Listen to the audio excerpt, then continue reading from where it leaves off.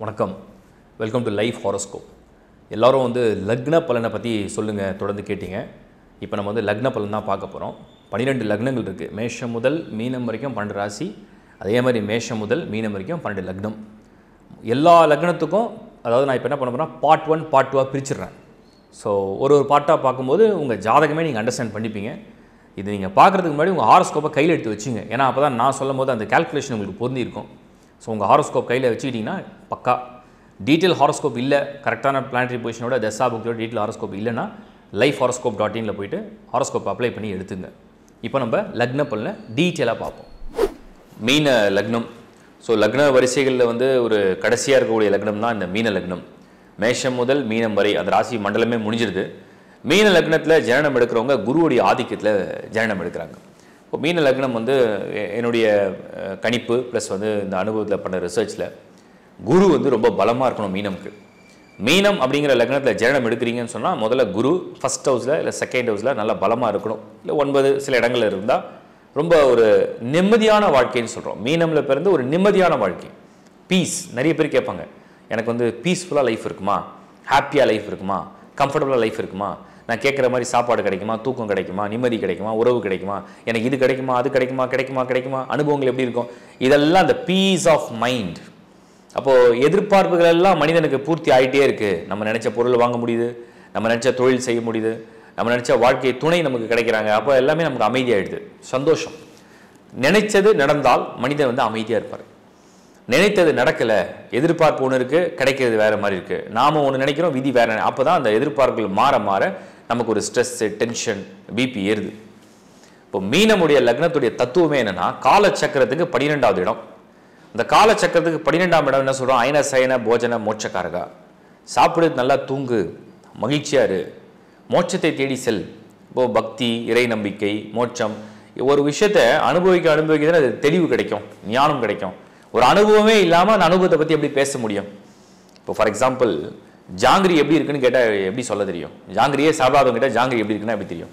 அதை சாப்பிட்டா தான் இப்படி இருக்குது அப்படின்னு சொல்ல முடியும். பாதுஷா எப்படி இருக்குன்னு கேட்டால் அதை சாப்பிட்டா தானே தெரியும். அந்த மாதிரி ஒரு பொருளை ருசித்து ரசித்து அனுபவித்த பிறகுதான் அதில் உள்ள ஞானம் கிடைக்கும். அதுதான் மீனம். மீனத்தில் நீங்கள் ஜனனம் எடுக்கிறீங்கன்னு சொன்னோம்னாலே உங்களுக்கு வாழ்க்கையில் நிறைய அனுபவங்கள் கிடைக்க போகுதுன்னு அர்த்தம். அப்போது அது என்ன மாதிரியான அனுபவங்கள்? வாழ்க்கையுடைய தேவைகளை அனுபவித்து அதில் கிடைக்கக்கூடிய ஞானத்தை பெற போறீர்கள் தான் அதோடைய அர்த்தம். இது ஃபஸ்ட்டு பேசிக்கான சப்ஜெக்ட், லாஜிக்கு. அதே மாதிரி அது ஒரு என்டர்டைன்மெண்ட் ஃபீல்டுன்னு சொல்லலாம், பொழுதுபோக்குன்னு சொல்லலாம், பிரயாணங்கள் சொல்லலாம், வழிபோக்குன்னு சொல்லலாம், தூரதேச பயணம்னு சொல்லலாம்.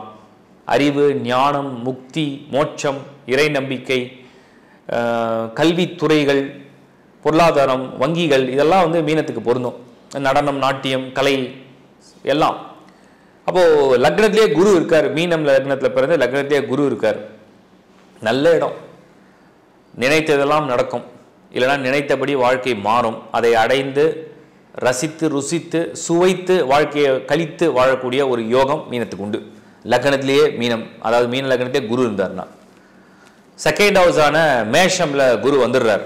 அப்போ வந்து நிறைய பேருக்கு வந்து அரசியல் மற்றும் அரசாங்க துறைகளில் ஒரு வேலை அல்லது வாழ்க்கை அப்படியே கடந்து போகுது அப்படிங்கிறத நம்ம பார்க்க முடியுது. நல்ல சுவையான உணவு பிரியர்களாக மாறுறாங்க. அதே குரு வந்து உங்களுக்கு 3ஆம் இடமான இந்த ரிஷபத்துக்கு வந்துடுறார். ரிஷபத்தில் குரு, சில பேருக்கு பார்த்தீங்கன்னா மீனத்தில் சுக்கிரன் உச்சமாக இருக்கும், ரிஷபத்தில் குரு வந்திருக்கும், பரிவர்த்தனாக இருக்கும். இது ஓரளவுக்கு நல்ல இடம் தான். ஒரு தைரியசாலி, ஒரு பராக்கிரமசாலி, ஒரு துணிவு, ஒரு சாகசம், ஒரு கலை, எழுத்தார்வம், கற்பனை வளம், கற்பனையில் நல்ல பெரிய ஆளாக இருக்கிறாங்க அப்படின்னு நம்ம எடுத்துக்கலாம். இதெல்லாம் ஓரளவுக்கு பரவாயில்ல, பாசிட்டிவாக தான் எடுத்துக்கலாம். 4ஆம் இடமான மிதுனத்தில் வந்து குரு, கேந்திரத்தில் குரு, கேந்திர குருன்னு சொல்கிறோம். அப்போ புதனுடைய பொசிஷனை பொறுத்து நல்லா படிக்கிறாங்க, நிறைய படிக்கிறாங்க, நிறைய நாலேஜை கெயின் பண்ணிக்கிறாங்க, நுணுக்கமான விஷயங்கள்லாம் தெரிஞ்சுக்கிறாங்க, அறிவாற்றலோடு இருக்கிறாங்க, நல்ல வாக்குத்தன்மையோடு இருக்கிறாங்க, நல்லா பேசுகிறாங்க, இதெல்லாம். அப்போ ஒரு ஆசிரியராக வரலாம், டீச்சிங் ப்ரொஃபஷனலாம் ரொம்ப ஈஸி. இன்னைக்கு ட்ரெண்டுக்கு பார்த்தீங்கன்னா அது சாஃப்ட்வேர், டெக்னாலஜி, பேங்கிங், இதெல்லாம் ரொம்ப ஈஸியாக அவங்க நுழைச்சிடுறாங்க. அதுக்கடுத்து மீனமில் பிறந்து கடகமில் வந்து குரு வந்து உச்சம் அடைகிறார். 5ல் குரு உச்சம், ரொம்ப நல்ல இடம். மீனம் அப்படிங்கிற லக்னத்தில் பிறந்து கடகம் அப்படிங்கிற வீட்டில் குரு உச்சம் அடைகிறது பெரிய ப்ளஸ்ஸு. ஃபஸ்ட்டு பலசாலி ஆகிடுறீங்க, புத்திசாலி ஆகிடுறீங்க, வசதி ஆகிடுறீங்க, யோகக்காரன் ஆகிடுறீங்க, அதிர்ஷ்டக்காரன் ஆகிடுறீங்க. இப்போ இதெல்லாம் வந்து ஒரு பெரிய ஒரு புனர்ஜென்மத்துடைய புண்ணியங்கள்லாம் கொண்டு வருது. பரம்பரை தோஷத்தை நிவர்த்தி பண்ணுது.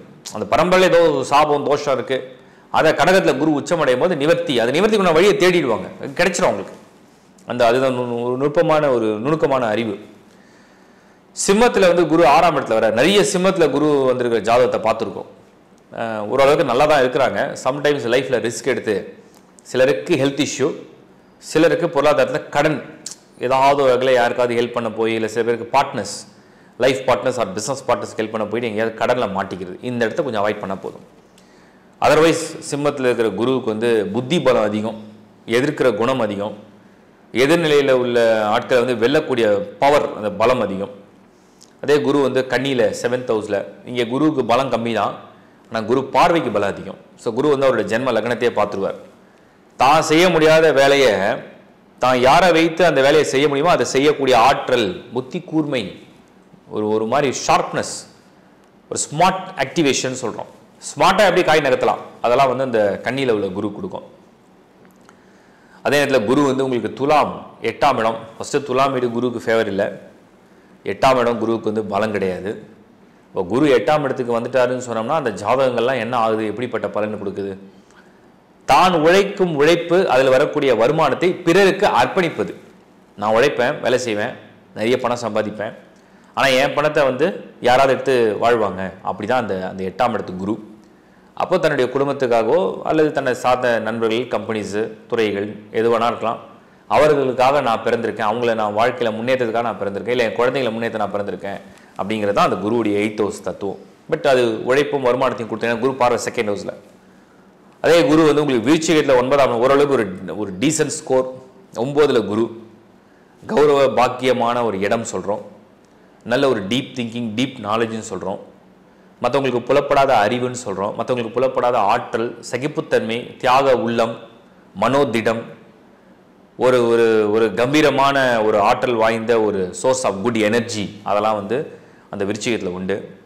நிறைய மேன்மையான பெரிய பெரிய துறையில் உள்ள பலம் உண்டு. நான் சொன்ன மாதிரி விருச்சிக வீடு ஏற்கனவே சொன்ன மாதிரி தான், பாதுகாப்பு துறைகள், மருத்துவத்துறைகள்லாம் ரொம்ப ஈஸி என்ட்ரி, நல்ல இடம் அப்படின்னு எடுத்துக்கலாம். அதே குரு 10ல் குரு வந்து தனுசில் வந்து ஆட்சி பெற்றார்னா அம்ச யோகம், ஏற்கனவே மீனத்தில் இருக்கும்போது அந்த அம்ச யோகம் செயல்படும்.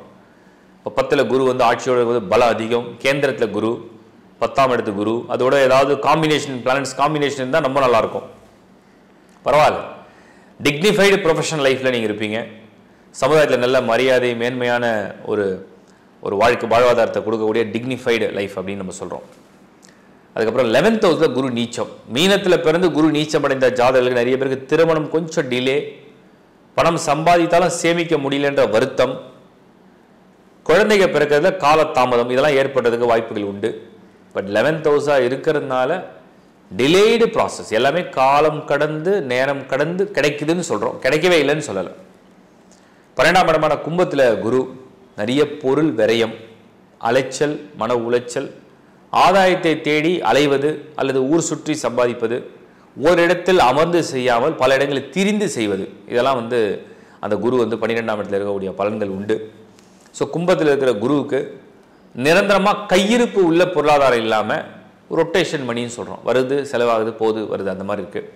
ஓவராலாக குருவுடைய ஆதிக்கத்தில் பிறந்தால் அவங்க வந்து பொருளாதாரம் அல்லது கல்வித்துறைகளில் அதிகமாக ஆதிக்கம் செலுத்தக்கூடியவர்கள், பொழுதுபோக்குத்துறை இதெல்லாம் வந்து ஆதிக்கம் செலுத்தக்கூடியவர்கள். வீடுகளை பொறுத்து சில துறைகளை மாற்றம் ஏற்படும். பொதுவாக மீன லக்னத்தில் பிறக்கிறவங்க அந்த ஜனனத்துடைய தத்துவமே இந்த மண்ணில் பிறந்து அனுபவங்களை பூரணமாக பெற்று அதில் உள்ள ஞானத்தை அடைந்து மோட்சத்துக்கு வழி செல்லக்கூடியவர்கள் தான் அந்த மீனத்துடைய தத்துவம். வாழ்த்துக்கள். இப்போ நீங்கள் பார்த்தது வந்து ஒரு லக்னத்துடைய அந்த லக்னத்துடைய பொதுவான குணம், ஆர்வம், ஆசை, ப்ளஸ் அந்த லக்னாதிபதி எங்கே இருக்காரோ அதை பொறுத்து அவங்களுடைய துறைகள் எப்படி தேர்வு செய்கிறாங்க, எப்படி வாழ்வாதாரத்தை எடுத்துக்கிறாங்க அப்படின்னு.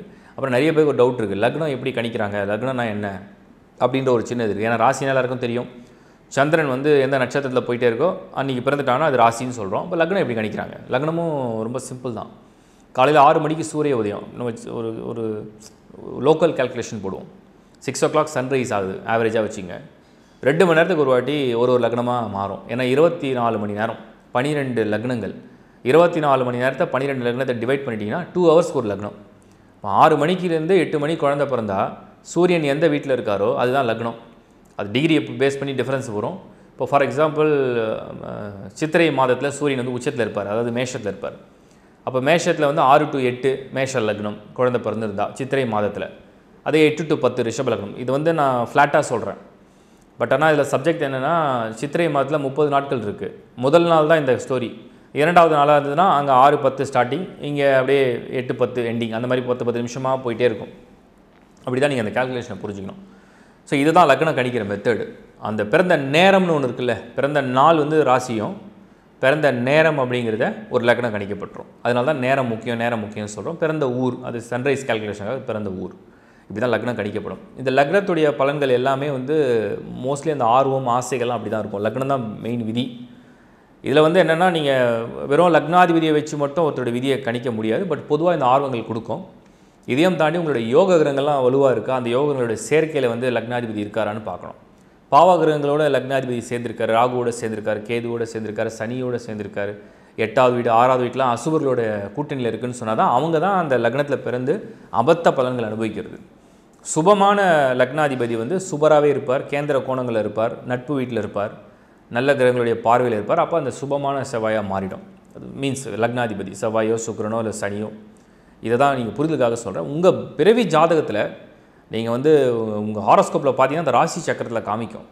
உங்கள் லக்னம்னு ஒன்று போட்டிருக்கோம், லான் போட்டிருக்கோம், இல்லை டேஷ் போட்டிருக்கோம். அதில் வந்து அந்த லக்னா லார்டு, இப்போ மேஷத்துனா செவ்வாய், ரிஷபம்னா சுக்கிரன், மிதுனம்னா புதன், அந்த லக்னாதிபதி எந்த ஹவுஸில் இருக்கார், அங்கேருந்து எத்தனாவது வீட்டில் இருக்காரோ அதை பொறுத்து அந்த பலன்கள்லாம் கொடுக்கும். இதுதான் வந்து நீங்கள் லக்னத்தை புரிஞ்சுக்கிட்டு வந்து ஜாதகமாகவே நீங்கள் அண்டர்ஸ்டாண்ட் பண்ணிக்கிறத தான் நான் இந்த சப்ஜெக்ட் எடுத்திருக்கேன். ஸோ பார்ட் 1 பார்ட் 2 நம்ம போயிட்டே இருந்தோம்னா ஈஸியாக புரிஞ்சிடும்.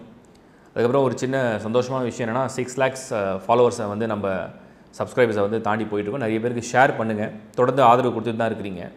98% இப்போ ரீசெண்டாக ஒரு ரிப்போர்ட் எங்களுக்கு கிடச்சிருக்கு. 98% சாட்டிஸ்ஃபைடு கிளைண்ட்ஸ். அதாவது நம்ம கொடுக்குற சர்வீஸில் 98% ரொம்ப சாட்டிஸ்ஃபைடு. 2% நாங்கள் கடவுளும் கிடையாது, எல்லாரையும் சாட்டிஸ்ஃபை பண்ண ட்ரை பண்ணுறோம், அது பட் முடியாது. ஒவ்வொருத்தருடைய எதிர்பார்ப்புகள் எப்படி இருக்குன்னே தெரியாது. பட் 98% நம்ம வந்து எல்லாரையும் ரொம்ப சாட்டிஸ்ஃபைடாக சர்வீஸை கொடுத்துட்டு தான் இருக்கோம். ஹாரோஸ்கோப் கொடுக்குறதுலையும் சரி, கன்சல்டேஷன் கொடுக்குறதுலையும் சரி, நியூமராலஜியாக இருந்தாலும் சரி, இல்லை ப்ரிடிக்ஷனாக இருந்தாலும் சரி, மந்த்லி டிரான்சிட் ப்ரிடிக்ஷனாக இருந்தாலும் சரி, நட்சத்திர பலன்களாக இருந்தாலும் சரி, இல்லை வருஷ பலன்களாக இருந்தாலும் சரி, குரு பெயர்ச்சி, சனி பெயர்ச்சி பலன்கள் எதுவாக இருந்தாலுமே மேக்ஸிமம் எவ்வளோ தூரம் டீட்டெயிலாக கொடுக்க முடியுமோ அந்த அளவுக்கு சர்வீஸை கொடுத்துட்டு தான் இருக்கும். And thanks for that. தொடர்ந்து உங்கள் நண்பர்களோட உறவுகளோட ஷேர் பண்ணுங்கள். நம்ம மறுபடியும் வந்து பார்ட் 2ல் நம்ம சந்திப்போம்.